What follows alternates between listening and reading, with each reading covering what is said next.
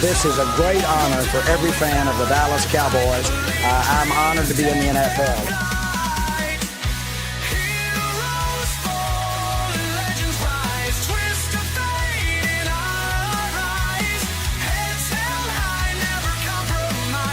What can I say? Mamba out.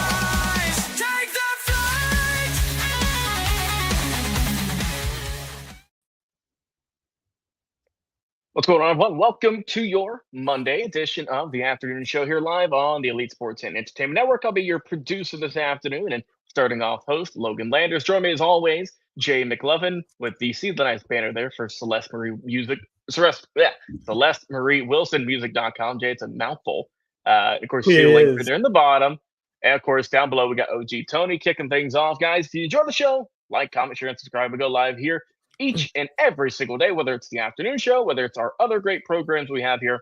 Best way you can find it is that link tree you see underneath Jay's name, but you can also find it in our description of all of our shows. Just tap on that, explore the page on our Facebook, YouTube, Twitter, Twitch, anywhere else you can find us and all of our outstanding content. Of course, as we know, the Winter Games wrapped up yesterday. We have a ton to talk about there, as well as some great NFL news and all the other stuff going on. Big race yesterday in Atlanta and so much for sports content. But I'm not going to talk about it. I'm going to have our boy OG Tony to my left bring it up and get things going. So, Tony, how's it going first and foremost? What we got first on the docket? Well, let's go over the Olympic medal recap. Norway had the most medals with 41, 18 gold. I think that sets a record for gold. Had 12 silver and 11 bronze. USA was next, and I think we set a record. I think 12's the most that we've had in gold also. So did pretty well still. Also had 12 silver and 9 bronze for a total of 33. The Netherlands crept up. Italy was third for a long time, but the Netherlands caught in the last 3 or 4 days. Well, in golds, not overall medals, but they had 10 golds, 7 silver, and 3 bronze for a total of 20. So Italy did have more medals overall, but Italy in fourth with 10 gold, 6 silver, 14 bronze for a total of 30.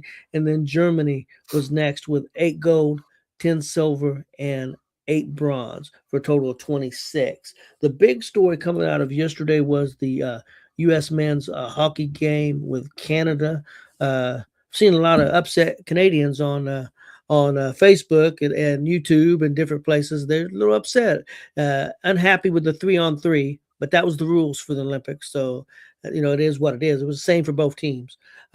Great game, fantastic game. The men's team did an outstanding job. I thought they handled it with class. Also, paying homage to one of their fallen teammates. Some of the guys did. So I thought that was very well done, bringing their kids out on the ice. So a great game. I really enjoyed it. What do you guys think about that big win for USA? Jay? Logan, you're first. I'll go first. First, okay. That's okay. First, I want to recognize Joe. He says, "What's up, guys? Hey, what's up, Joe? Man, appreciate you always logging in and hanging out with us. For you guys that don't know, Joe lives in Italy, and he is a representative as a great game USA hockey team. Absolutely appreciate that, Joe. Man, we really do appreciate that. But obviously, Joe is a representative of the host country, Italy, Milan, that hosted the Olympics. So, Joe, we appreciate you guys. And you did really, really well as a host country. You came in third. Very, very respectable for the host country to do that well. USA obviously came in at second. I felt like we had a really, really, really good showing. And Norway. Look, guys, ain't nobody taking Norway out in the Winter Olympics. These dudes live year in and year out in snow.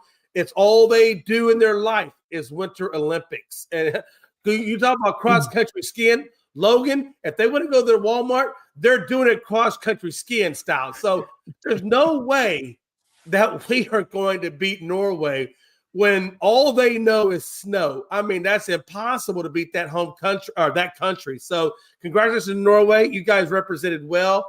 I felt one of the things I thought, Logan and Tony, that really resonated big in me. I'm a big person that karma is a hell of a thing.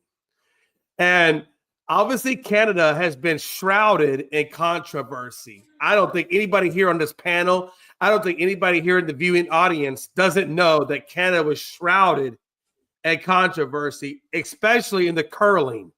Everything about curling had Canada's name written all over it. And I can't tell you how many times I've heard the Olympics when they were done in Canada, how much we were booed as American team. We were booed by the Canadian audience. And I can't think of a better thank you, a better homage to the people of Canada than to beat them twice. Not only in the women's, but in the men's. And we did it in dramatic fashion. 3-on-3 and overtime, baby. We left nothing left to be talked about. We left nothing left to be talked about on the table. We came in, we kicked ass. Slovakia had one thing going for them.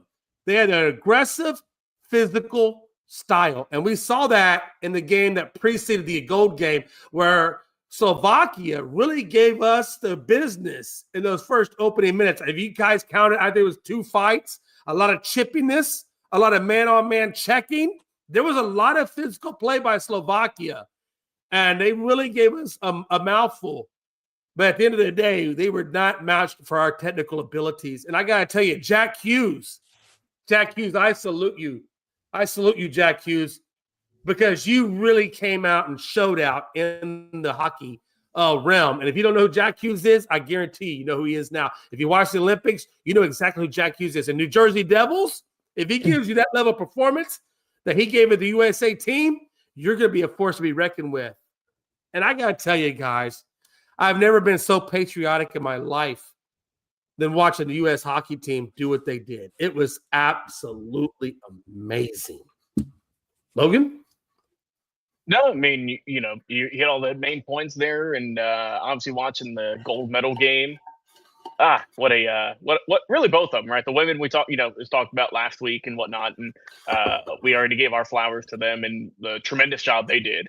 But for the men, like I said, a tough route. They had a few close games early on, but boy, they pulled off when it matters most. And like I said, there's of course going to be some complaining, and there's going to be some, oh, what about this call? Well, what about this one? How come you didn't do this? Look, that's all loser talk, okay? That's what you say if you lose. You don't say that if you win. And, for the U.S., they took care of business. Like I said, it went to the overtime, went to 3v3. And like I said, you mentioned Jack Hughes. And, I mean, obviously, he scored the game-winning goal. He's going to get all the glory. His brother, Quinn, great work as well on the team. And all of the representatives that were on Team USA. But you heard in the post-game interviews, it was giving the flowers to their goalie. And if it wasn't for the goalie, especially with that one save where you saw he had the stick right behind him, he's on his head basically. I mean, if he hadn't saved that, we could have we might be talking about us getting a silver medal, not a gold medal. And you saw he used it with the bloody mouth because he got high sticked, chipped his tooth. You saw him with the it's actually the cover photo here for our thumbnail. Tim with the flag draped around him with the bloody mouth, holding it up, and just as proud as he can be, knowing that they got it done. They won the gold. And guys, I mean, that was the first gold medal game we had won for men's hockey since I wasn't around for this one, 1980, as we all know, against Soviet Union. And big game in that one. I don't know what it is. It's just whatever. Is it just men's hockey in the Winter Olympics where there's always these big factors or memorable moments? I mean, they've won a handful of times. It's been 40 plus years since they'd done it, and they did it with some dramatic flair. But just great work all around. And like you said, hats off to Norway. Obviously, they won with the most amount of medals, but I don't think anyone is surprised that they had the most amount. Like Jay said, they're in snow, they're in icy conditions year round.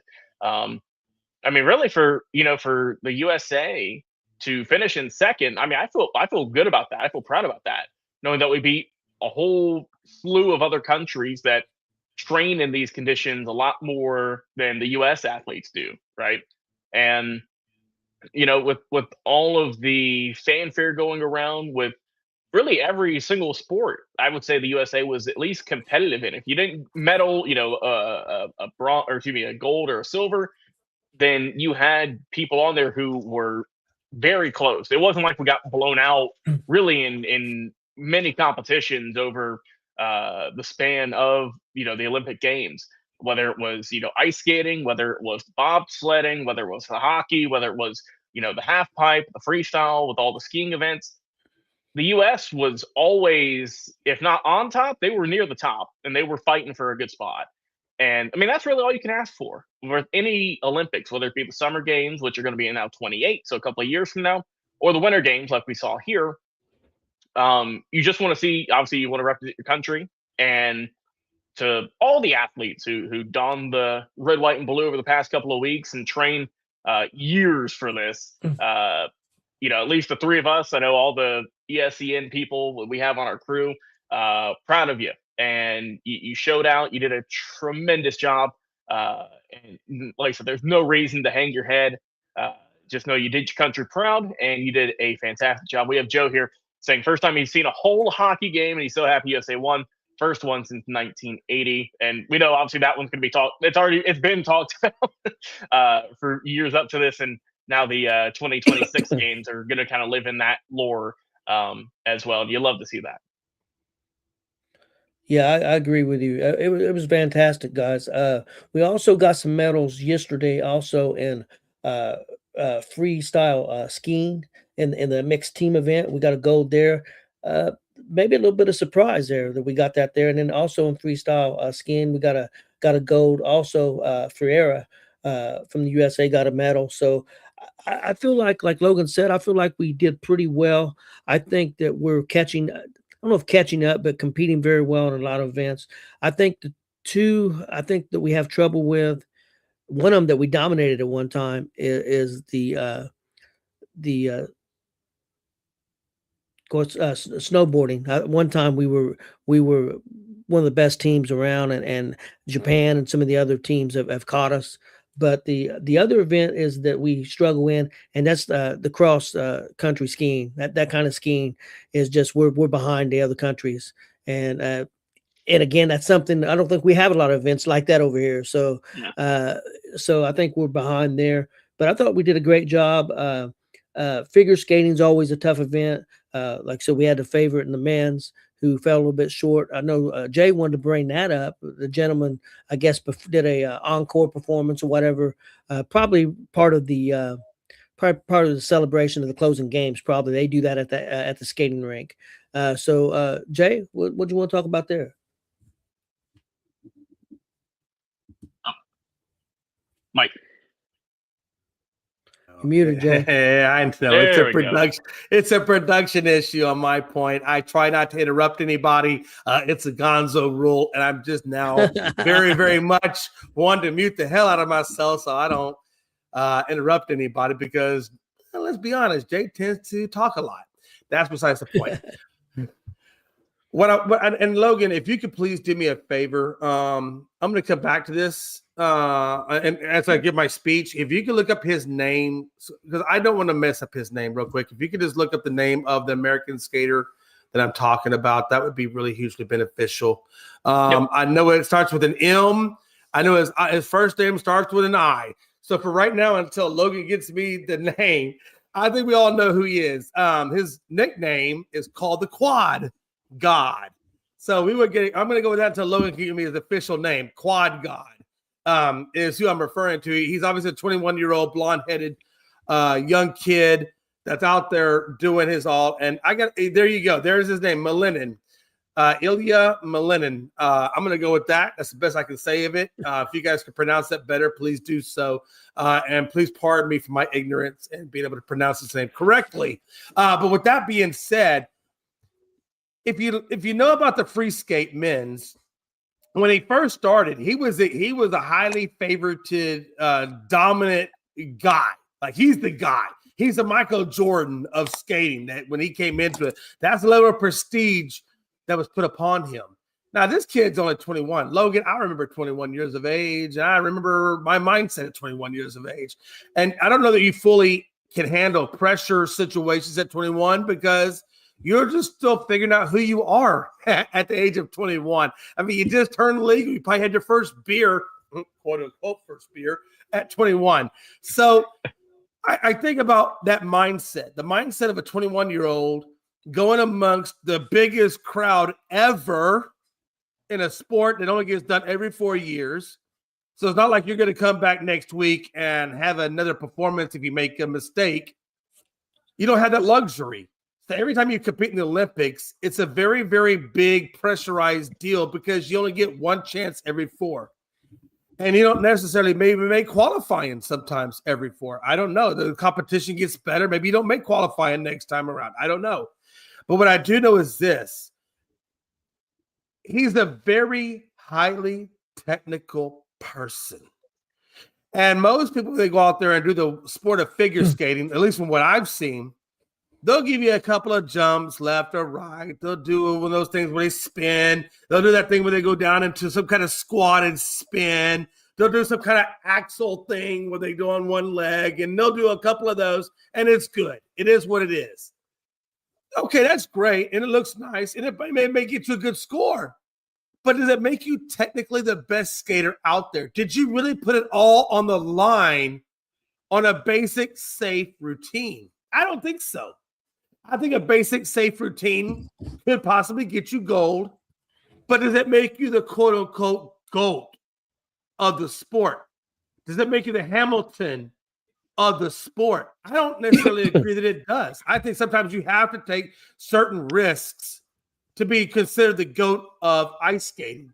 And I think this young man had a routine that was so much more difficult than everybody else's routine out there. Now, Logan, I don't watch a lot of figure skating. I don't know if you do, Tony. I don't know how much figure skating you watch. Maybe between the three of us, maybe watch a little bit.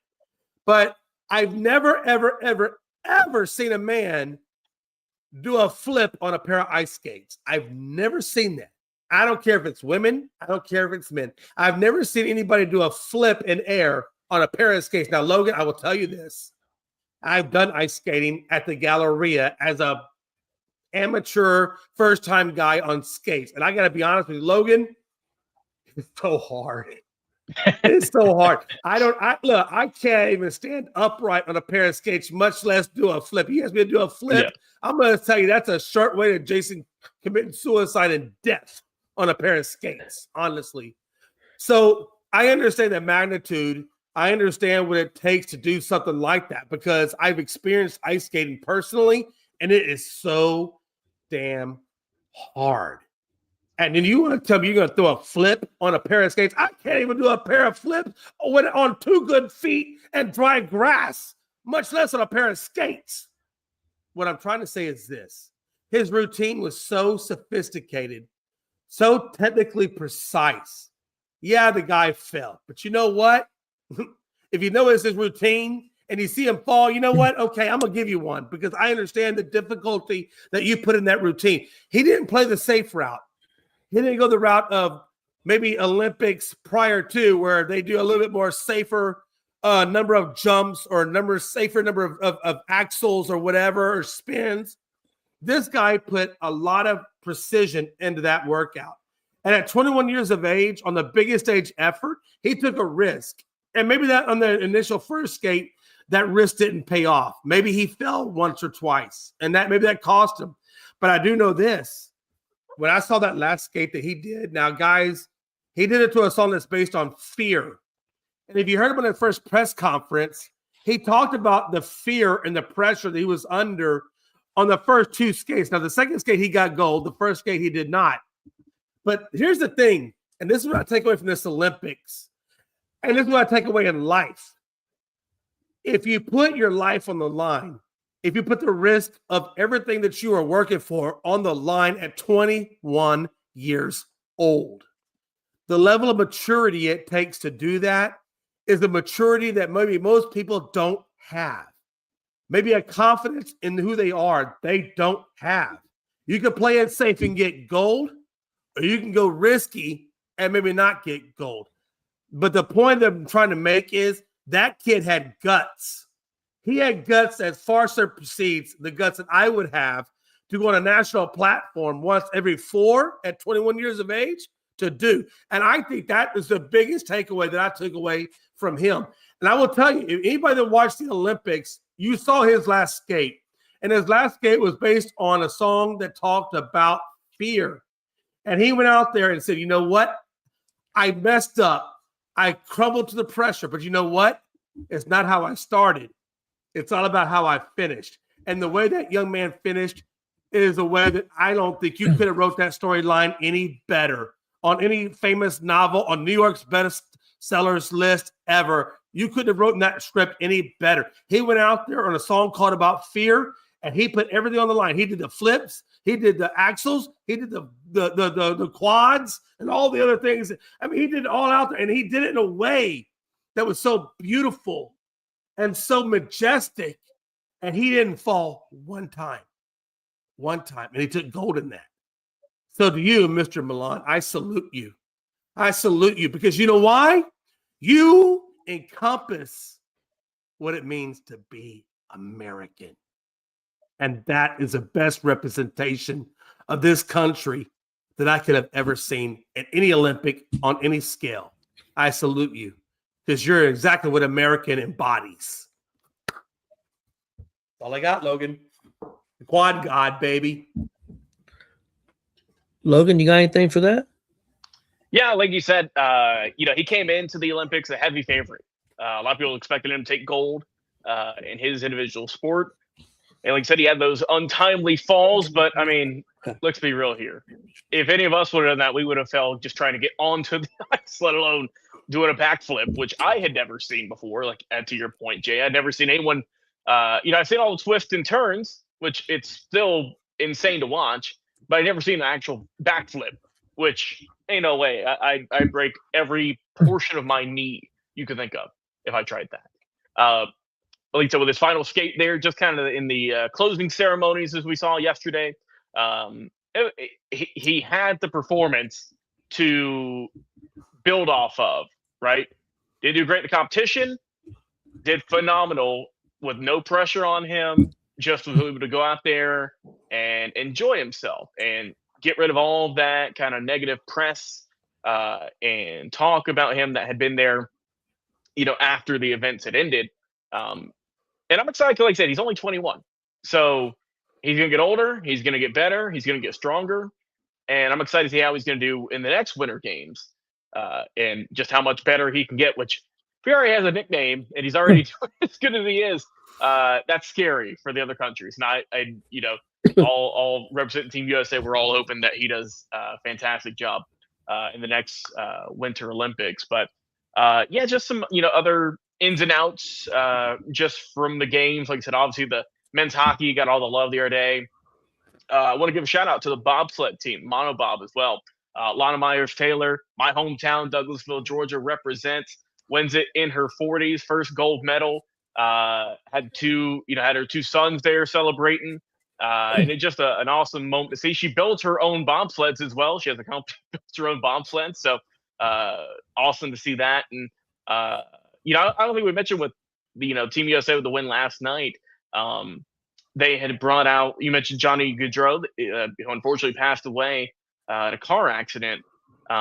They did bring out they had his jersey in the locker room the whole time, which was very classy. They brought out his son, I believe, at the end to get that team photo, held the jersey up. So that was just a really cool moment to see, kind of a full circle type of moment for obviously a lot of the players who knew of him, who played with him in years past, and just a kind of a nice cherry on top for Team USA to get that great moment there that'll live on forever. But overall, just a fantastic Olympics for the majority of those. But I know we do have some unfortunate news for one, Lindsey Vonn, we're going to talk about. That boy, she really escaped a really bad ending after, as we know, we talked about before the Olympics, she had gotten hurt. She said, I'm going to grit through it, and try my best, go in it and do the Olympics. And unfortunately, we saw she got hurt very early in her run. And guys, it just came out earlier today that if it hadn't been for, the quick response for all of medical personnel and the surgeons and everyone involved in that she could potentially have had an amputation to her leg. So she, she said in a statement basically that she thanks all those involved for their quick response and timeliness and, like I said, saving her leg. And I believe she's had 5 surgeries or so once, with that accident. And I think so. She also broke her, I believe, left ankle as well. So she was just, like I said, a absolute Olympic legend. Hoping to get one more run at this year. Just an ending you don't want to see, you never want to see. But we're glad that she's recovering now, and that now she can get back fully rehabbing and just getting just back to full use. But just credit to all the this isn't just to her doctors, but I mean it's to everyone, all the training staff, all the ones who fill up the waters, who make sure the skates are as sharp as they can be, who make sure the towels are looking good, make sure that all the helmets and just it's a whole team event, right? It's not just the individuals, it's not just the teams we see, the names we see on the jerseys. It's as a collective, as a country, with everyone involved, the coaches. It's just our kind of thank you to all you did and entertaining us, and not just in the U.S. but across the world with how well y'all did in the past Olympic Games. One thing I want to say before, Tony, I give it back to you real quick. Just as we're talking about Olympics, I want to talk about Lindsey Vonn super quick too. But I want to say one quick shout out to Joe. Joe, I think this is something that I really take a lot of happiness in when I see somebody post this. Joe says, yes, I love both my country and I love the USA also. And Joe, that means a lot. It means a lot for a couple of reasons. As a Texican, and Joe, by proxy, you are now a Texican. You are from Texas. I know you live in Galveston. Texas has dual citizenship. Now you ask, why you got dual citizenship? Because we were a republic before we were a state. So you are a citizen of Texas, and you are a citizen of the United States, and you live in Italy. And we appreciate your support towards the United States, because we know that you also are a member of our country. Even though you may live in Italy, you are a Texican and you are a United States citizen. We appreciate you, Joe. Thank you. In terms of Lindsey Vonn, man, I don't know, man, Logan. The seriousness of that accident, I don't know that I understood it quite fully. I knew she had a leg injury. I knew she had an ACL injury. I didn't know the extent of how bad it was. I mean, we're talking about Alex Smith. We're talking about Joe Theismann type of seriousness to your leg, right? I mean, this woman could have been walked away with it with just one leg. And I don't know how that would have affected me as a person. Like if I would have lost my leg over this, that's a big sacrifice that she made to represent her country. And again, Lindsey Vonn, I'm thankful that you have your leg. I'm thankful that you represent the U.S. to the best of your possible abilities. And it's people like you that inspire people like me to want to do the best I can for my country. Lindsey Vonn, I appreciate you, man. And speedy recovery. I know you're not ever probably going to skate again. There's no way you're ever going to skate again. But this country will never forget all the gold medals that you've won in the face of this country. And Michael Phelps, you're right there too, baby. Guys, after the injury, now things may have changed now since the serious of the injury, but after the injury, she had already had 2 or 3 surgeries. Her plan was she planned to come back and try to make the Olympics again in 2030. Now, I also know that her manager said that the management team was going to try to talk her out of that. But now with the seriousness of the injury, like Jay said, she might not even be able to. Who knows? But that was her plan. She planned on getting back and trying to come back. So we'll follow that and see what happens there. Another real quick thing, guys, we did a lot of viewers tuned in 23.9 million viewers per night was the average, and that's up since the most watched since 2014. So a lot of people tuned in, so that's awesome. And one real quick thing, man, it just amazes me, especially with the hockey teams and the men's hockey team. A lot of these guys play in the NHL and are making pretty good money, but you could see how hard that they wanted to win for their countries, what it meant for sure for them. And it's not about the medal. I mean, I guess it is, but you know what I mean. It's more about the honor of winning and for your country. So that's pretty amazing that some of these guys making millions of dollars, put their heart and soul out there in that game. Like they said earlier, the goalie was fantastic. It was a fantastic Olympics. I'm going to miss it. I like watching the Olympics for 2 weeks. Can I say one more thing? Same thing go ahead. This is really what really drives home for me how special the men's hockey. Not that the women's isn't special. The women's hockey is special in its own right. Yep. But when we're talking about men's hockey, do you realize 3 of the top NHL athletes was on Team Canada? Yeah. 3 of the top athletes in men's hockey was on Canada, and we beat them. And including MVP with McDavid. Exactly. That's. I'm glad you said that. McDavid is number 97. If you don't know McDavid, maybe you know his number. His jersey number is number 97. McDavid is considered to be the best hockey player in all of the NHL, and we beat him. That's pretty significant, Logan. And Tony, I want to link that conversation to a conversation that we've had in the past. And the conversation we've had in the past was culture versus talent. I will tell you right now, I firmly believe that Canada had all the talent, but we had all the culture. And it's our culture and who we are as American hockey players and NHL. It's that culture. It's that chemistry. It's that love. It's a Gaudreau who passed away and was exonerated by his child holding his jersey. It's that chemistry, Tony. It's that chemistry, Logan, that can overcome talent. And that's what we did. We embodied the American spirit as best as you can embody it. And that's what makes America so great. I love my country. I love my country more than anything. So can we rename hockey ice football now? I've been seeing that all around with various memes that have been shared. And also, too, just want to put out with McDavid here, and we can move on here.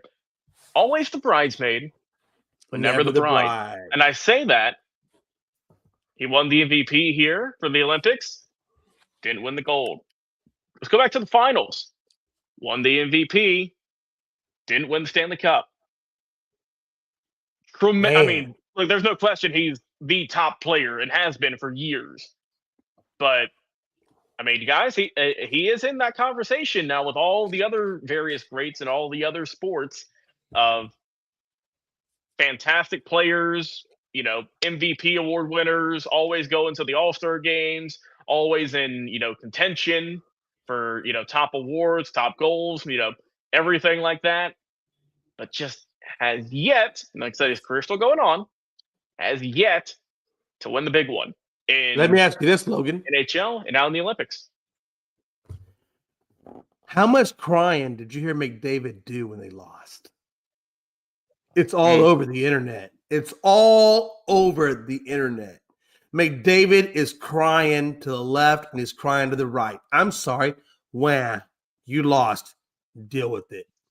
I hate that's what they don't mind. Look, if you take a loss, take the loss. Own it. Don't cry about it. Because I'll be honest with you, if the USA would have taken the loss, we're not crying. We take the loss. We just take the loss.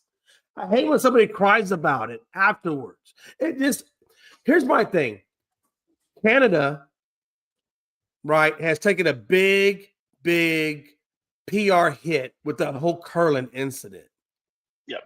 And then after the curling incident, you want to cry about the loss that you just took with the Americans in hockey. Bubba,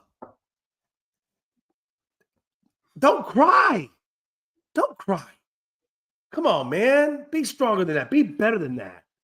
That's the part that bothers me. It's the crying of it all. I feel like I gotta put this on the screen here. No. I appreciate that. That's exactly what I'm talking about. Man who thought he lost all hope loses last additional bit of hope. He didn't even know he still had. What a time to be alive. Hey, but they got those stuffed teddy bears. Hold on. And you listen. Oh, Canada. How weak you look to be. I'm sorry, Tony. We have now ended our theatrics. Please continue the next topic. What a wrap on the Olympics. What we got? got a couple more things. I'm gonna save the sad one for last. Okay. Don't want to bring things down quite yet. Let's go to NASCAR, guys. Me and my wife watched the last 80 laps of the race, and I tell you what, it was a pretty good race. It was a pretty awesome race. It was the Auto Tracker 400. Tyler Reddick winning that race, his second win in a row in NASCAR. Chase Briscoe was second. He's my guy. I hadn't followed NASCAR, so I asked Glenn last year, who should I follow? And he said, well, what about Briscoe? He's from Indiana. So he became my driver last year. So he got second. Chastain got third. A lot of wrecks, guys. I think on the final, got down to the end where they had to go in overtime and they do 2 laps. There was only 10 cars left. That's all was left because everybody else had got knocked out. But it was a fantastic race. Reddick's team doing very well. Of course, Michael Jordan's a big part of that team and other people. But yeah, it was very enjoyable. I don't watch a lot of NASCAR. There wasn't a lot on yesterday, but I really enjoyed it. You guys got any thoughts on that? My first thought is, where is Chumba Casino? Think of the app, like a betting app. Is that what it is? Is that a betting app or an actual casino?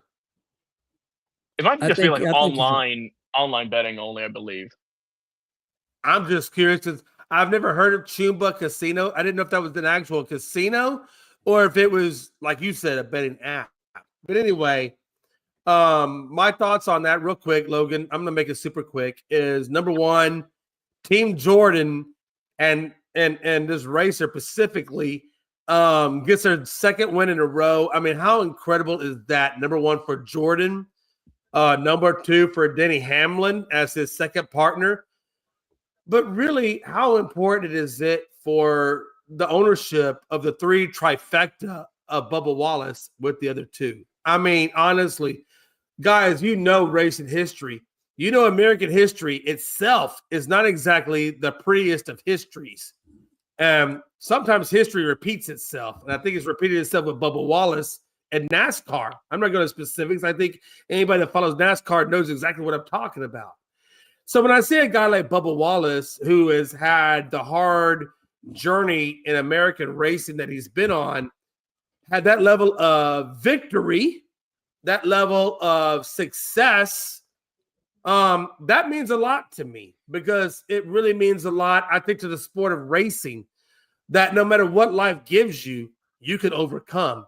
And Bubba Wallace, you've overcome it. Michael Jordan, you're still the GOAT. And Hamlin, maybe you're just along for the ride.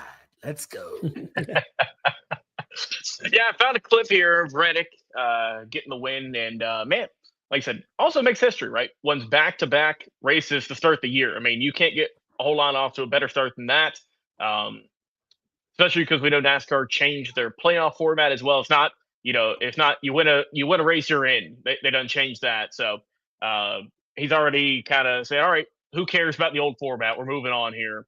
And like I said, good win all around for 23i Racing with Michael Jordan, like so with Denny Hamlin, Bubba Wallace and company. Can't get off to a better start than that. You're 2 for 2 to start the year, and we're just getting started. The race was in Hampton. Our guy Big Glenn was out there. You saw on our socials we posted him, and he was out there enjoying this time out there in the Auto Trader 400 there at Echo Park Motor Speedway. And I know he had a good time. It was cold. It was actually yesterday wasn't too bad. Wasn't too bad yesterday. It was a little bit chilly, but compared to today, he got some good weather. But yeah, I mean, they're heading out, Jay, to your part of town. They're going out to Austin, Texas on Sunday for the Circuit of the Americas. So they're leaving my state. They're going to you. So hopefully at least the good racing we've had in back-to-back weeks can continue. So they go out there to Texas, get some barbecue, and enjoy their time out there. May just real quick.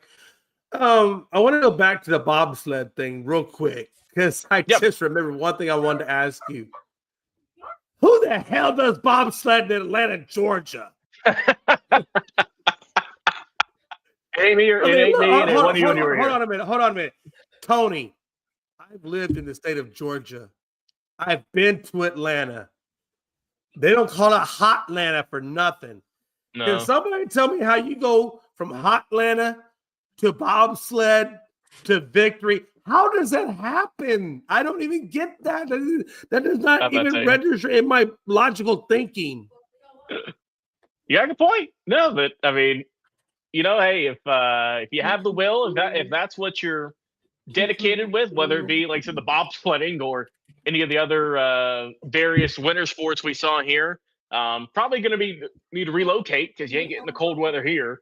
You probably train somewhere else. Probably go to Denver. Probably go to one of the other colder countries out there, colder states. That's where you do your work, right?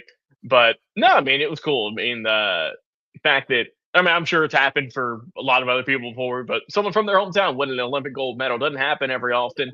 I know she made the front page of the local newspaper and whatnot, but very, very cool to see overall. And I also want to go with Billy here, chant with the USA, USA, USA, and USA, USA, USA. Yeah, I was about to say. I got a question, Logan. What's up? On the bobsled that she made, yes. Was there a picture of Georgia Peaches on it? Oh, I don't believe so. I think it was just in red, white, and blue with Mick Price and stars on top. I didn't see any peaches. Not that the hell, Jay was going 80 miles an hour. I could have blinked and missed it. Now, Logan, let's go one step further in that conversation. If you don't mind, if you'll placate me just for a second, we wait for Tony to come back. Placate me on this. What is the state song of Georgia? Oh, that is Georgia on My Mind. By who? Oh, what the hell is the guy name? Help me out here. What's his name? I know his name. Oh, you don't know who Ray Charles is? Ray Charles, yes. I know. I knew the state song. I just didn't know the artist. Please forgive my white Caucasian brother. He does not know his own. Hold on, no, Logan. Just give me a little bit. Logan, a little bit of latitude. A little bit of latitude here. Please forgive my Caucasian brother. He doesn't know the history of his state. Let me enforce you on the history of the state. Georgia on My Mind by Ray Charles is a theme song. What I'm saying to this, Logan, is this. You know what would have been really awesome? You know how in every Olympics they raise the flag and you hear the national anthem, right? Remember that? Yeah. Yeah. You know how they raise the flag and it gives you the national anthem, right?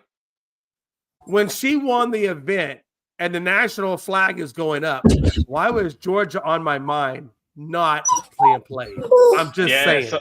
Someone messed up there. I ain't gonna lie, someone messed up here. And Jay, just one more here for the U.S. with the hockey team. We got here the bald eagle just decimating the goose here. Oh my God, I love that. Tony, now that you're back, look at this graphic. This graphic is on point, baby. Yeah, it is. Hey, and also, Billy, one more time, real quick. Before we leave hockey and we transcend to whatever our next topic is, one time, guys, I want 3 USAs, and then we're going to transcend to whatever Tony has next. On a count of 3. 1, 2, 3. USA. USA. USA. We suck. I'm sorry. If you're not tuning in, this is America. No, I can't say that. If I say that, that could be considered rude. Hey, also, that was our best. Jamaica bombs. Why are they training Jamaica for bomb? Cool runnings. Oh my God. Is it just me? But when you hear Jamaica bobsled, I don't know his name, but the young kid with the dreads, that was the guy in the front. Cool running. I'm sorry, that goes through my brain. I apologize. Billy Buzz says, how about the 4 team members, USA bobsled team, 3 tripped and driver was only 1. Did you take? You know what that means? You know what that means, Billy? That no matter what happened. Hold on. You know what that means, Billy? I'm gonna tell you what that means. That even when we falter, the American spirit continues. It flies high. There we go. We got Joe one more time here with the USAs. All right, Tony. I'm not very much a dramatics, but sometimes my drama class comes out in me, and that's what I learned in drama class. It's all about how you present the information. Tony, what's our next topic, please? Sorry if I had to leave, guys. I got an electrician here working on something. I had to get with him. It's okay. I got a plumber right now that's working in my house, so I understand. Yeah. Okay, guys. Got some sad news. Unfortunately, going to end the show. Unfortunately, NFL, also college player played high school football here in Indiana. Rondell Moore played at Purdue college football. He started his career with the Arizona, played with the Falcons, and then last team he was on was Minnesota. Unfortunately, took his own life, I believe, a couple of days ago. Very sad thing. Had another Purdue player, I believe he was a basketball player who was about 24, 25 a couple of years ago, also took his life. So some unfortunate things for these young athletes. I think we tend to forget sometimes. Everybody's got issues. Everybody got problems. No matter if you're a professional athlete or an actor or actress, or even if you're successful or seem to be successful, things aren't always roses, and things can be tough. So definitely want to give our condolences to his family and friends. Very sad thing. Jay, you got anything to say on this? Yeah, I really do. First of all, I don't want to end this show on a sad note. So I do have one topic, Tony, with your blessing. I have one topic after this that I want to end the show on, so that way we can end it on a little bit more of a happier note and not on a somber note. This is very personal to me. It's very, very personal. Very, very personal. My stepson ended his life via suicide. Charlie, I love you, and rest in peace where you are. I've had soldiers commit suicide that I've cut them down off of, and it's not a happy thing. I worked at the corrections institution after I got out of the military, and I had a young man in solitary confinement take his life on my watch. So this hits very, very, very close to home. This young man, sports clearly was his life. He identified himself with sports, and when sports was no longer an option due to his physical limitations, he did not know another way out. And the only other way he knew out was to take his life. And that really, really, really resonates. And if anybody's watching this broadcast, we are not a show built on political values. We're not a show built on anything else other than sports. But I will say this show, if it could benefit somebody that may be watching this show as a means of escape of what they're dealing with in their life, and they look at sports as a way to escape their own personal traumas, whatever those traumas may be. Number one, thank you for tuning in, and I hope that we can continue to give you the level of entertainment that can provide you an escape from your current situation. If anybody watches this, I hope that you will reach out to somebody, whether it be 988, which is a suicide number, or 911, which is your emergency local number. If you don't have anybody in your family to reach out to or talk to about whatever it is you're going through in this life, just know that suicide is a temporary or a permanent fix. I want to get that right. Suicide is a permanent fix to a temporary problem. It wasn't back that long ago in my life. In 2016, after I've come off my 7th combat deployment, and all the things I just told you about that I've dealt with in terms of suicide, it's not the way to go. It just isn't. I've lost personal family member. I lost my stepson to suicide, and I've lost soldiers to suicide. It's just not the only solution. I know at that particular time, you may think it is the way to go, but it's not. And you say, well, Jay, you talk about situations. How do you know? Because I put a gun in my mouth, and I almost took my life. And I thought about my mom, and I thought my dad, and I thought about my sister. And if I pulled that trigger, which only takes 2.6 pounds per square inch to trigger, what is that going to be the lasting effect that it leaves on them? And that's why I took the gun out of my mouth, and I went and got therapy. And I have since on the road recovery, and I'm still on the road recovery. I still have thoughts of suicide on a daily basis. But with therapy, there is light at the end of the tunnel. There's always light at the end of the tunnel. And this young man, I'm going to tie it back into this conversation. This young man took his life on something that at his point in time thought was the end of the world, but it's not the end of the world. It's just the end of a moment in your life. And there's always something else that you could transition into. There's always something else that a higher power, whatever your higher power is, my higher power is Jesus Christ. So in my particular instance, Jesus Christ always has something that I can transition into. In this point, my transition point was into podcasting. My transition point is to talking sports with Logan. My transitional point is talking sports with Gonzo. My transitional point is talking sports with Tony, OG Tony. And that's how I have transferred my need for what I needed in my life. And podcasting gives me what I need in my life to fulfill that void.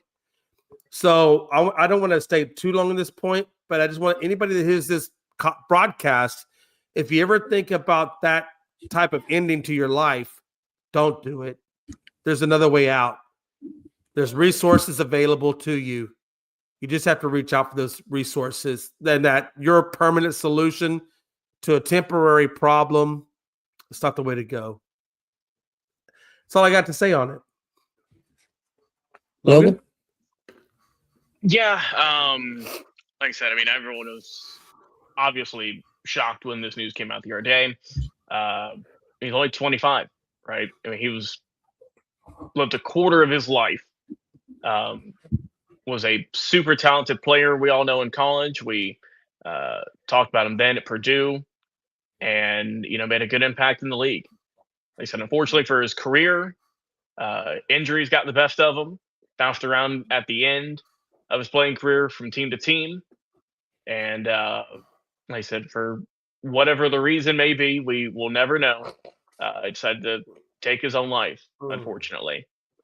But I do kind of want to segue this, and just for anyone out there who's listening, if you're gambling on sports, if you have a bet on sports, and it does not go your way, do not, I repeat, do not type any insensitive, suicidal messages to these players, to their families, to their loved ones.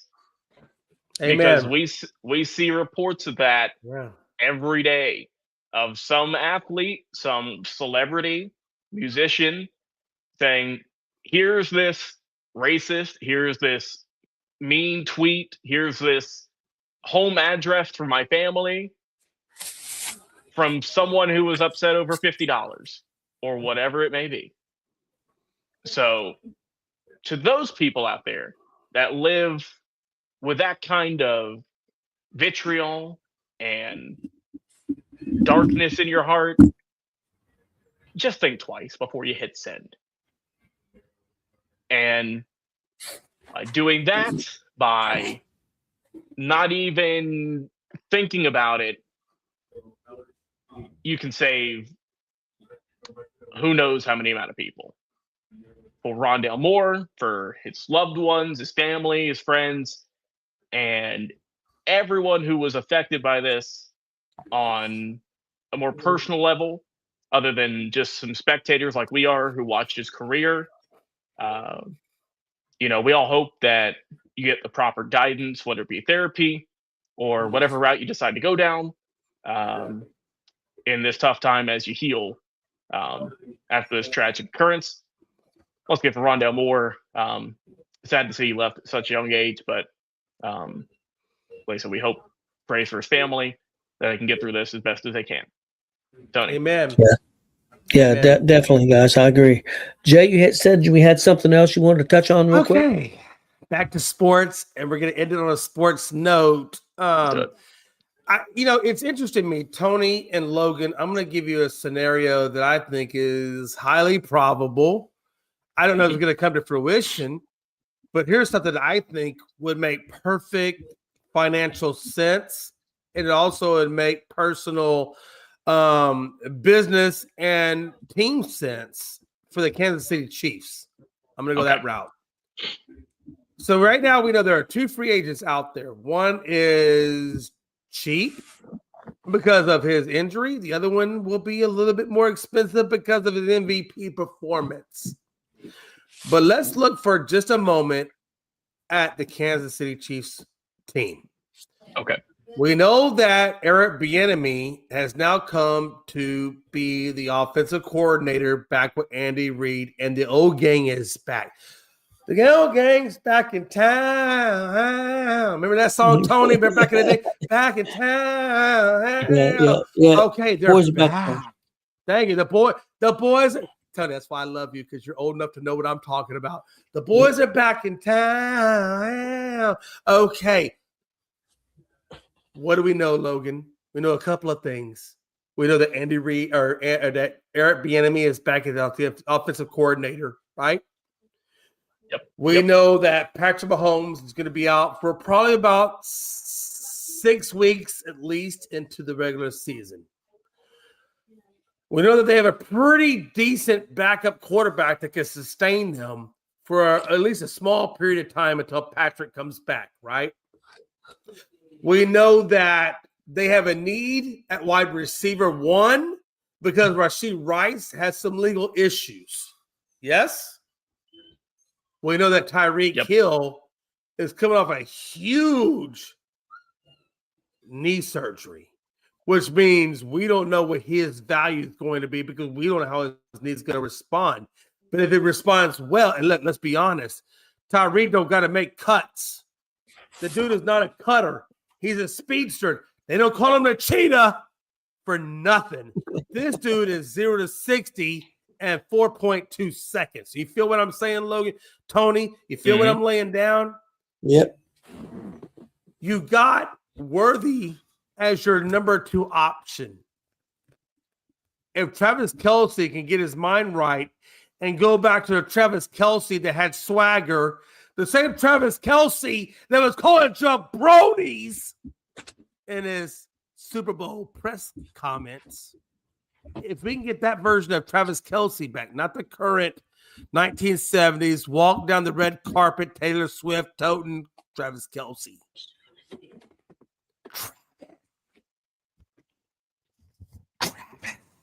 Hear me, Travis.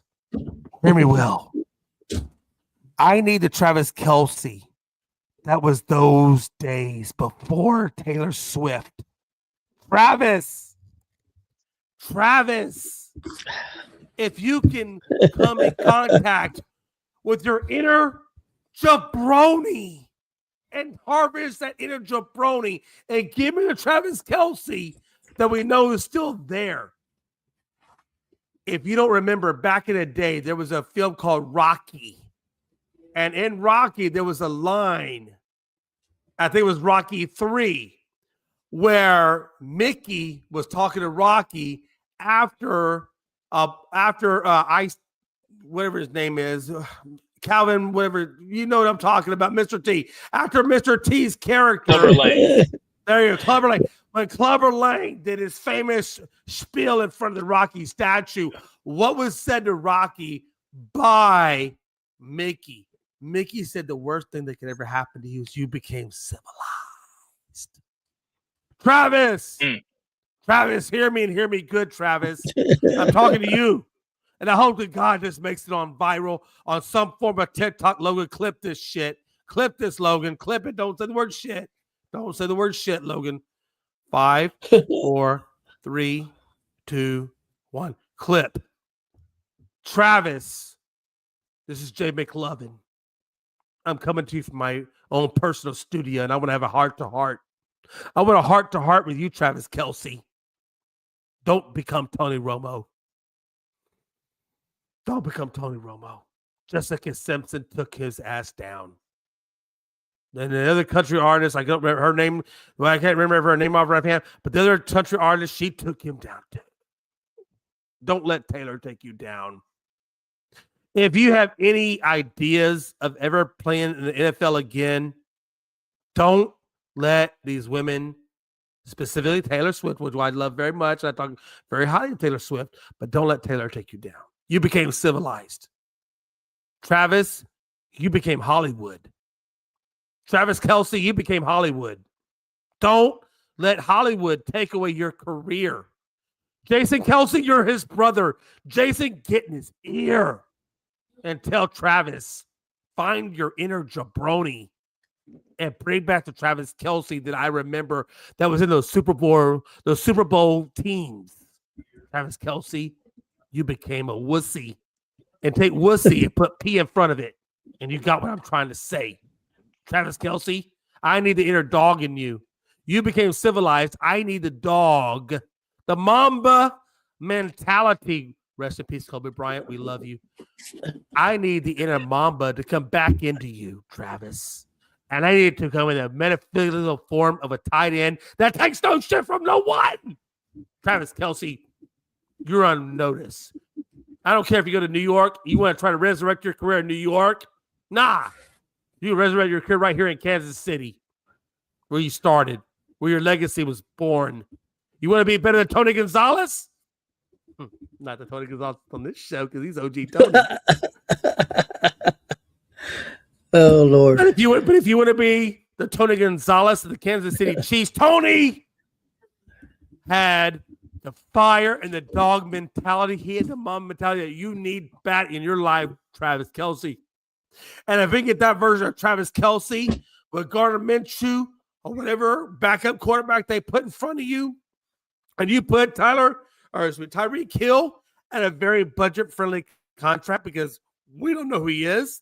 So he's not exactly the one that. And let's be honest, Tyreek Hill has even said that he would love to go back to Kansas City. Tyreek has said that he wants to go back to Kansas City, so you can bring that brotherly love back to Kansas City, the former Tyreek Hill. You put him in the position of Rashee Rice. You take Pacheco, you take Hunt, and you put them back on notice. You bring in Kenneth Walker, which is the guy you're going to have to pay because Kenneth Walker's going on MVP's performance. But he's not going to stay in Seattle. Seattle's not going to pay him. So the Hunt family, if I may, Logan, a little bit of latitude. I have Hunt's ketchup. I have Hunt's ketchup in my refrigerator right now. You can't tell me that the Hunt's family ketchup can't afford to bring whoever it is they want. You might as well give me Sam Walton's. Oh, now, Lord. Tony, you work for Walmart. You know all the money the Walton I family did. has. I did. Okay? You can't tell me that the Hunt family don't got just as much money to pay Kenneth Walker III to take over the running back spot. Let's get the running game going. Let's get the backup quarterback filling until Patrick Mahomes comes and revives. And we have Travis Kelce, who is now a jabroni. And Tyreek Hill finding his new life back in Kansas City. Now, let me ask you this, guys. I've given you a pretty good definition of what I think could happen to turn Kansas City back into the powerhouse destiny that they're supposed to be. Is there anything I've said that you don't agree with or disagree with? Because I think this team can be back to where they need to be. They just got to bring the right people back. And Bieniemy was the first block to fall. Who's going to fall next? End of story. You know who Travis Kelce is, Jay? God, I feel like I just gave a whole monologue. I burned about 1,000 calories just saying that. You know who he is, Jay? He's Rick Vaughn from Major League. Hear me out. The Terminator. Give me the fucking Terminator. Comes out with a fastball, Jay, but then he says, you know what? I had some success. Let me try some new pitches. Let me try the eliminator, a curveball. He starts getting drilled. Because you know why, Jay? He gets the endorsement deals. He gets the movie roles, the Pepsi commercials. Or in this case, I guess the Hunt's commercials. But then what does he do, Jay? He realizes somewhere we went wrong. And we got to get back. He grows the mullet back out, rips up the sleeves, goes back in the pen, and starts giving middle fingers to everyone. That's what we need. We need that last, because he ain't got many years left. We need that last ride, to quote The Undertaker. We need that last run of dominance. We know it's there. We've seen him do it for 10 plus years. We know, all of us know, from watching him kill all of our teams, that Travis Kelce is one of the best tight ends in NFL history. The stats back it up. The numbers back it up. The rings back it up. Appreciate you, Joe, as always. In recent years, he's fallen off, whether it be age, injuries, relationship status, endorsement deals, podcast equipment that you've added. You can factor all of those together. We're not saying one thing is greater than the other. But let's not forget, back before the NFL was even in the Kelce's minds, remember there were two young, kind of chubby guys at Cincinnati getting in trouble, causing hell in the frat houses, doing it for the love of the game. Just that careless abandonment. But you know what? Their talent was so good they couldn't kick him out. They said, y'all are too good. We got to keep you on the squad. We're going to put you on probation for a little bit, but we're going to keep you on the team. And he worked. And whenever Travis Kelce got drafted, no one thought this guy's going to be a future Hall of Famer. Thought he was going to be pretty good, but no one thought he was going to be this good. You pair him up with a generational quarterback like Patrick Mahomes, who, while he eats ketchup on everything, which is kind of weird, he is still a very good quarterback, who's also getting a little bit older now. We need that fire, Jay. I need him to lock in if he hasn't already. I need him to go into a dark room, not an ayahuasca retreat, and just start working like he was when he was a rookie, trying to prove something, Jay. Right. Because it don't get easier the older you get. You might think it does. You might take your foot off the gas pedal a little bit. But once you do, you start to stumble a little bit. We've seen those stumbling blocks. Travis Kelce is still a phenomenal tight end, still a threat. But, Jay, he ain't number one no more. No. He ain't number one no more. I remember it was him and George Kittle were the top two for many, many years. And I know Kittle's also been banged up a little bit. But you got some young guys, Jay. You got some guys who've been around the league a little bit, who just came in, who look impressive, looking to take their top spot. Jay, he's not even the best tight end in his division anymore. I think Brock Bowers took that spot. So Travis Kelce, as a Raiders fan who hates you and your team with all of my heart and soul, get to work. For more of Jay's rants mostly. But I have a question for you, Logan. I have a question for you. Yeah. I have a question. And it is linked to your Raiders. Tony, can I have a little bit of latitude? Tony, may I have a little bit of latitude real quick? Go ahead. I have what I've seen in the grapevine, and it comes to your Raiders. Is it anything positive? Yeah, it really is. Oh, what is it? Look at me, Tony. Let me see those baby browns. Look at those baby browns. God, Tony, you're sexy as fuck. Logan. I said the F word. I apologize. And it's not often that I'm ever going to say it. I really am trying to turn over a new leaf, and I'm not going to cuss as much as I used to. So I apologize, Logan. I apologize. Give me a little latitude. Just a little bit of latitude, Logan. But not much, but a little bit. Tony, look at me and my baby browns. I got baby blues. You got baby browns. Uh-huh. I don't think the Raiders draft Mendoza. Who the hell they draft? I don't think they draft Mendoza. Can I tell you what I think is going to happen? Can I tell you what I've seen on multiple sources and what I think is going to actually happen? What is that? All right, Logan. Now I'm going to look at you because this is your team, and I'm going to give you your desserts. Matter of fact, Logan, could you just put you on solo screen? And I'm going to talk in the background. On solo. Okay, there we go.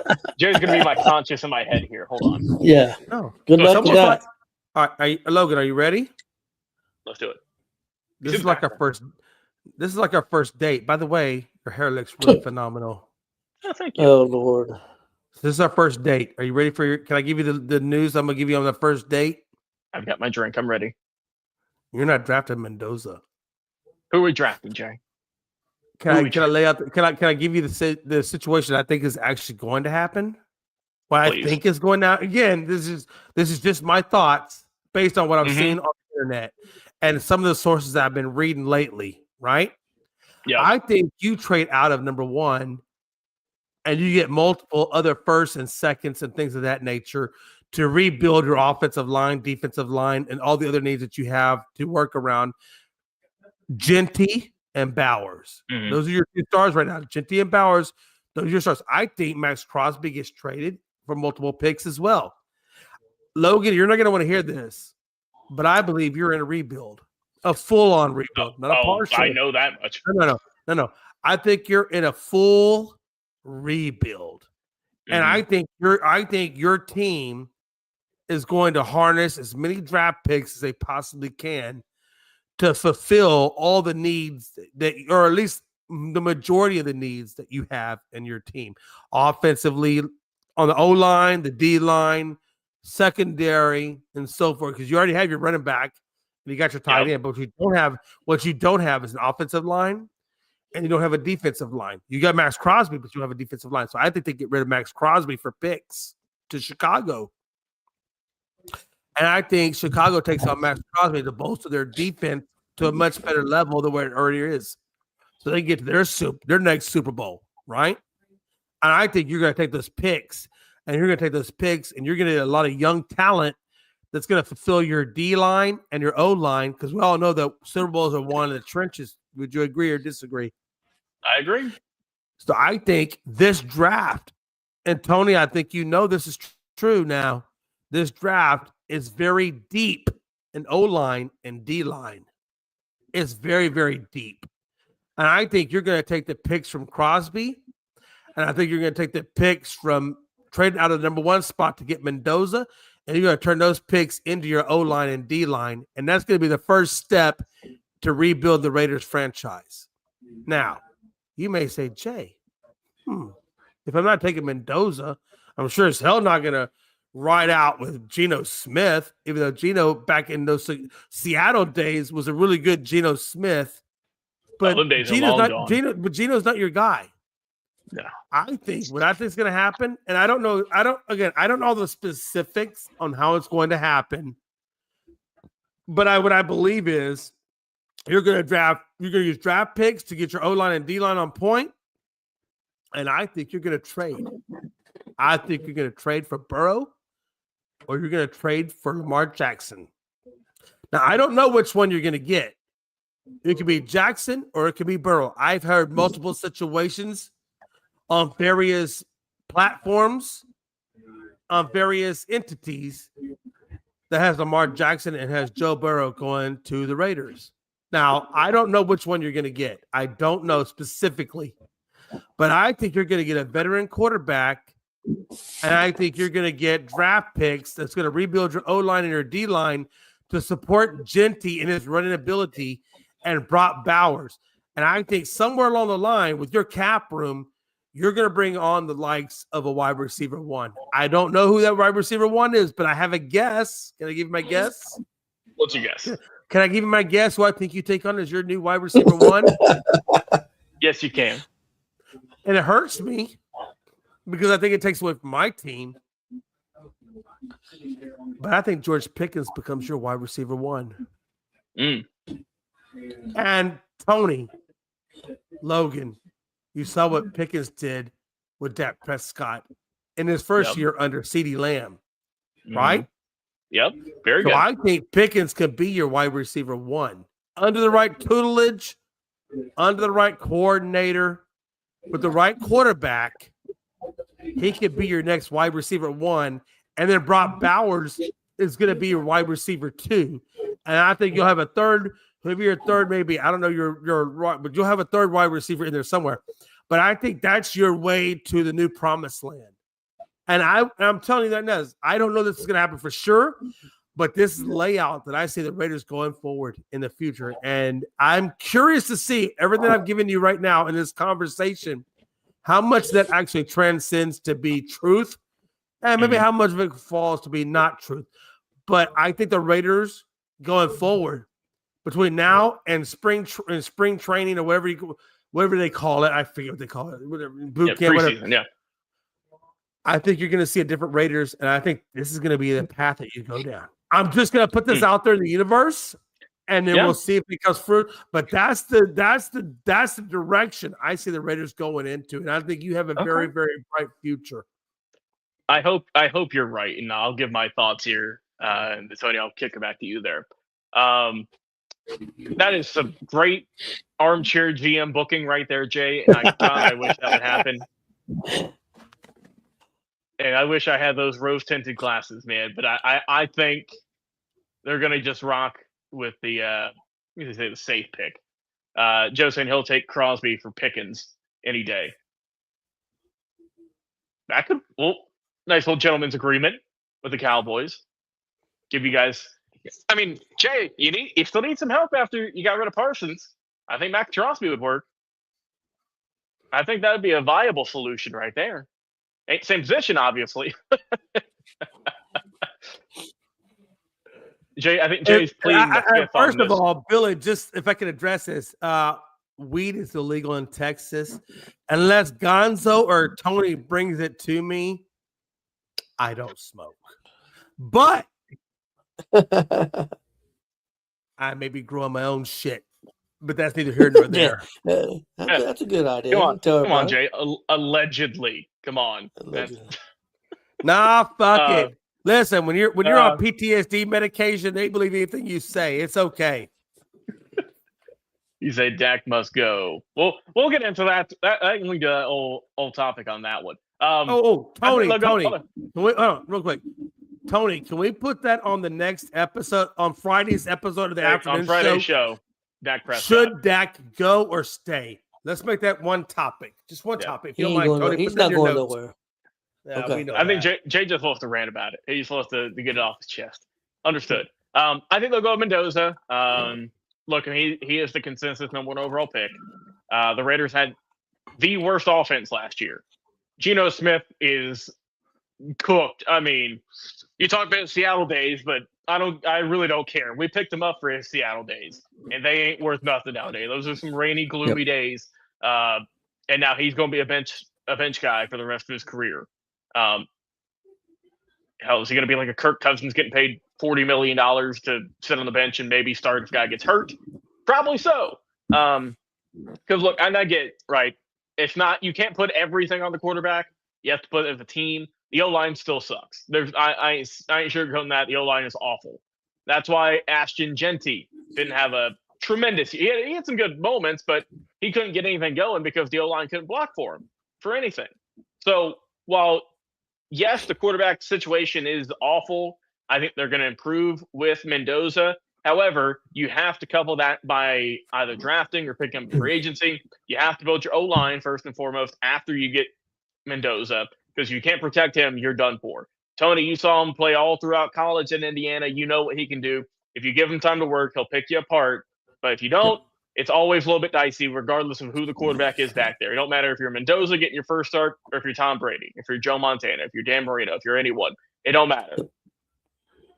You have to build around, get you a good quarterback with, the GM Spytek and with Brady being there, and with all the additions that they've made, getting rid of, throwing Pete Carroll out of there, thank God. Home turn new leaf, get a new quarterback, build around him. Offense needs more work than the defense. Defense ain't great, but we have a couple of decent pieces. Figure out what you're going to do with Crosby. If you're going to trade him, get that figured out before the draft, for the love of God. Get your picks before the draft. Don't wait until the night of, just for my sanity. And just go and build for the future before you get to the draft come late April. And hopefully you can come out with I ain't saying we're going to the playoffs next year. I ain't crazy. But if we can get to close to 500, I'll be happy with that in the 2026 season. But Tony, I'll kick it out to you. Get your final thoughts here. We can wrap the show up here on this Monday. If you get a quarterback and get a New England schedule, you never know. You might be able to make playoffs. I want the New England schedule for this year, not for the coming year, because we know this one. No. Will be tough. They've got a tough one coming up this year. Yep. I could see them maybe trading their picks. I don't see them getting Lamar or anybody like that. I think they'll take Mendoza, but I mean, I could see the possibility of them making a trade. But if you went out and get Lamar Jackson or Burrow, you're going to have to give up draft picks. So that kind of defeats the purpose. So that's why I don't think that's going to happen. That's just my opinion. I think they take Mendoza. I think they're going to spend money. I think they're going to draft heavy. I think you may see them go after wide receiver or position players in free agency. I think they're going to draft heavy offensive line and defensive line. At least that's what I would do if I was them, and try to build that team. Because everybody thought New England was going to be 2 or 3 years away. The Raiders are going to be 2 or 3 years away. So, that's just the way. We're surprised that New England did what they did this year. And it's going to be interesting to see what they do next year, even though I do think they're going to pick up some more players. So that's going to change things. So, but yeah, it's going to be interesting to see what the Raiders do. And for Mendoza's sake, I hope they get an offensive line. You and me one both. Question. One question before you get us out of here, Tony, because you're gonna be the one that gets us out of here. But I have one question on that. Just one question. Now I know, and Logan knows, and anybody that knows Tony or Gonzo knows that you're a huge Indiana guy. Yep. Well, there's nothing wrong with that because I'm a huge Texas guy, and that's what we do. But let me ask this, Tony. I want to see those baby Browns. I'm gonna look at them baby Browns with my baby blues. Who would you take as your quarterback in the future? Mm. We know how good Mendoza is at the college level. There's no doubt about how good Mendoza is. You're not going to get an argument out of me how good Mendoza is. I know that guy is a resilient, precision-based quarterback who has been brought up under the Cignetti system. And we know that he's going – look, I'm going to tell you right now, Mendoza is going to be a future caliber quarterback in this league. I'm going to tell you right now, I know that. I believe that in my core being. But let me ask you this. Who would you rather have leading your franchise? Mendoza? And this is where we are right now. Mendoza or Burrow?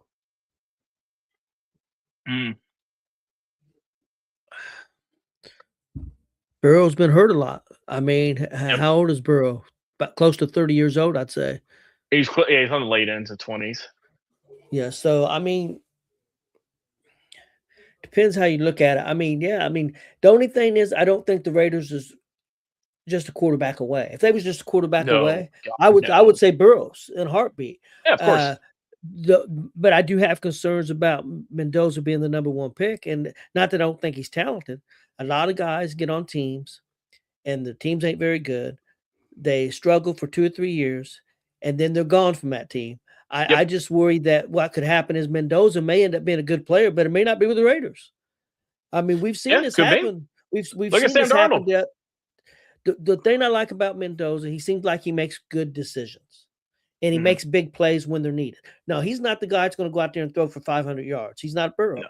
But he don't make a lot of mistakes, and he makes good decisions. And it seemed like when a big play needed to be made for the team to win a game or stay in the game, he made those plays. Of course, that's on the college level. Everybody's faster, smarter, and everything in the NFL. But I have faith in Mendoza is going to be good. I'm just not sure that it's going to be with the Raiders, because let's look at the track record of the Raiders. Have to. Yeah, so it's not been real good. Hold on, Tony. Hold on. If Mendoza goes, if it stays status quo, if the Raiders hold on to the number one spot, it's gonna be Mendoza to Raiders. That's a foregone. That we already know that's gonna happen. That's happening. Yeah. The only way that Mendoza doesn't go to the Raiders is if they trade out of it with Cincinnati, and Cincinnati takes on Mendoza, and the Raiders get the draft picks to basically build up their offensive line as well as taking on Burrow. And it may be where it's an even trade. Maybe it's Mendoza for Burrow. Tony, the way I truly feel, the way I feel like this should go is and Logan, bear with me on this. I think the Raiders should take Mendoza because Mendoza has a lot of upside. Yes, we don't know how Mendoza is going to translate to the NFL world. We know what he does with the college level, but we don't know if he can translate that to the NFL world. But nobody knows that about any quarterback that they take. So there's a certain gamble. Every time you take the number one pick, you're always taking a gamble no matter what you do. So, okay. So the school of theory is, do you take Mendoza, which is the number one pick at the quarterback level in the draft, and hope that he can transcend into the quarterback of the future? Or do you trade that pick for Burrow and then use the picks from Crosby to build on your O-line to protect Burrow, and then that would complement Brock Bowers, and it also would elevate your run game and Gentry, and then maybe you find your QB1 in the free agency, whether it be Stephon Diggs, George Pickens, or whatever. But Logan, and this is to you, I could take Mendoza with the number one. I could take Burrow and trade out the number one and get Burrow, pair him up with the offensive line that I get from the picks from Crosby, right? And then bring on George Pickens as my wide receiver one to have the trifecta. Your trifecta, which is everything that's ever known to any Super Bowl winning team. I'm using the Cowboys, for example. The Cowboys had Novacek. The Cowboys had Aikman. The Cowboys had Irvin. And the Cowboys had Emmitt Smith. How does that translate to you? Burrow, Pickens as your wide receiver one. Your wide receiver and Bowers, and then Genty as your running back. Is that 4-level competent people that give the Dallas offense the same level of credibility? And then you take the Crosby picks and you turn those into your offensive line first round picks. It develops your offensive line to support everything that you just did on your offense. I think what they'll do is they'll go with Mendoza, number one overall, because if you trade for Burrow, it's the same situation for both of them, but they're just wearing different uniforms because the O-line from Cincinnati sucks also, just like the O-line for Las Vegas. But like you said, if you do trade Crosby, which all signs point to yes, you are, I don't know offensive linemen like that, so I don't know who you'd even trade for, right? But I feel like you would trade for whatever picks you can get for anything, 5th, 4th round, and, 3rd, 2nd. That's what I want for O-linemen. I don't want guys in like the 7th round or nothing like that because typically they don't work out. They just don't cut it. Joe also saying here that Joe Burrow wants to go to a team that's ready to win right now. The Raiders still at least 2 years away from being a playoff team. I agree with that. I agree with that. Hold on. No. Let's not jump on that. Joe, I love you, but let's not jump on that wagon so fast. Because let me ask you this.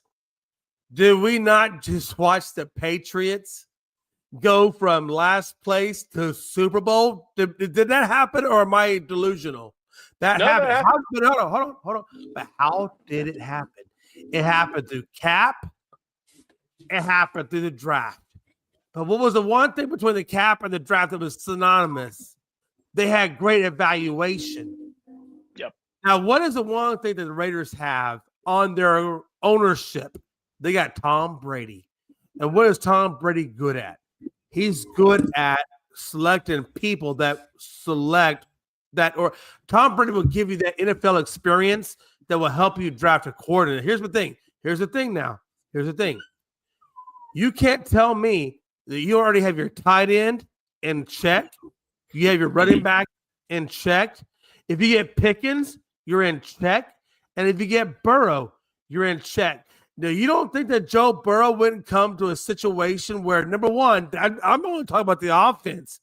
I'm not even talking about what they can do on the defensive side, because watch this. What do we also know? Trey Hendrickson is on a 1-year deal with the Bengals. What do we know about Trey Hendrickson? He's a very sack-conscious person. Now, yes, he wants $30 million a year, but what do the Raiders have? The Raiders got cap. You can't tell me that they can't retool that defense to free agency, retool their offense to the draft, and bring Burrow in as your freaking leader. You can't tell me you can't take the Raiders in their situation and make them the next New England Patriots. You can't tell me logistically that they can't make that with the cap room that they have and the draft picks that they have. They can't make the Raiders into the next New England Patriots and get to the Super Bowl. You can't tell me they can't do that because it's possible. One big difference, though, Jay. If you take Burrow, that's going to eat up a lot of your cap. New England did that with a very young quarterback. And Drake May, very well. You bring Burrow in, he's going to take 45, 50 million of your contract. I mean, he's going to take that money because that's what you're going to have to pay him. So I don't think that works. I really don't. I mean, I know it sounds great on paper. Burrow's a fantastic player. It sounds great to me, but it's a different situation than because you had Drake May who's not making anything. Right. So Mendoza, I agree. If Mendoza can be successful in a year or two, that would make more sense. Just in my opinion. Your opinion, Tony. Your opinion is exactly right. I would not ever argue that opinion, and I think that's going to come down to Joe Burrow as a person, right? Does Joe Burrow want to be a Super Bowl champion, or does he want to have all the money in the world? Now, that comes down to Joe Burrow. And what is Joe Burrow willing to succeed to become the next Tom Brady, to become the next Patrick Mahomes? And that's something that the Raiders and Joe Burrow would have to talk about. And look, here's where we are. Are you willing to do X, Y, and Z? And maybe through your signing bonuses or other channels, we can make your money work. And you're right, Tony. And you're right, Pablo. With the way things are, Joe Burrow's going to have to do some maneuvering if he wants to be a Super Bowl contender. Because here's the deal, Tony. At the end of the day, watch this. He can stay right there with Cincinnati Bengals and enjoy the contract he's on. Or he can take a different contract and get a championship. And I don't know Joe Burrow personally. I don't know what is in his inner workings. What I do know this is you at least offer it. And if he denies it, that is what it is. And then we know what Joe Burrow is really all about. So, yeah, you're right, Tony. Joe Burrow is going to have to make some sacrifices if he wants to get to the level of Patrick Mahomes. If he wants to get to the level of Tom Brady, there's going to be some financial sacrifices that he's going to have to make. And that's the part that him and the agent's got to work out. Because if he doesn't want to make that sacrifice, then you wouldn't leave Cincinnati. No, you'll just in the current situation you're in Cincinnati and keep going down that road.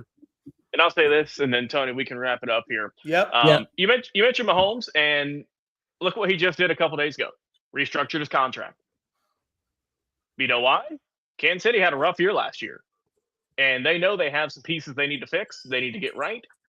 And by him restructuring his contract, it provides them a little bit more of a leeway to go out to free agency, go out to the draft, and pick up whatever pieces they are going to get to help them get back on top in the West, to get them back in the playoffs, get them back to the Super Bowl.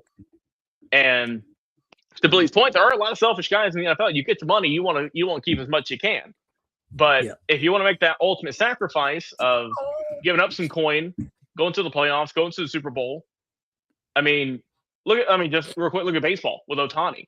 He deferred how much money of his $1 billion contract? He's making $4 million a year. So the fact that, arguably the best player in baseball, and with Mahomes, one of the best players in football, that they are able to say, all right, I don't need to get paid this much per season.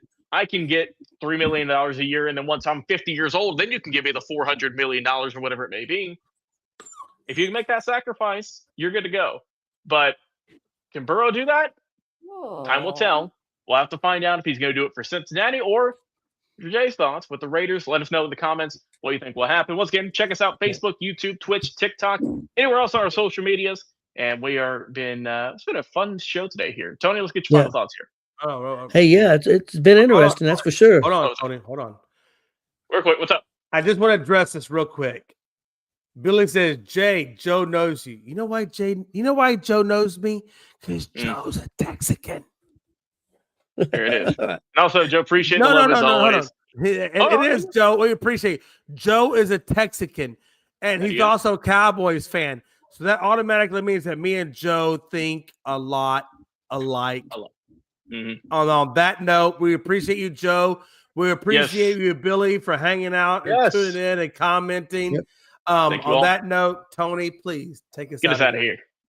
Hey, everybody, have a great day, and hey, tune in the network later on at 6:30 GWR. We got a big show tonight at 6:30, so check that out, please. And everybody have a great day. All right, guys, take it easy.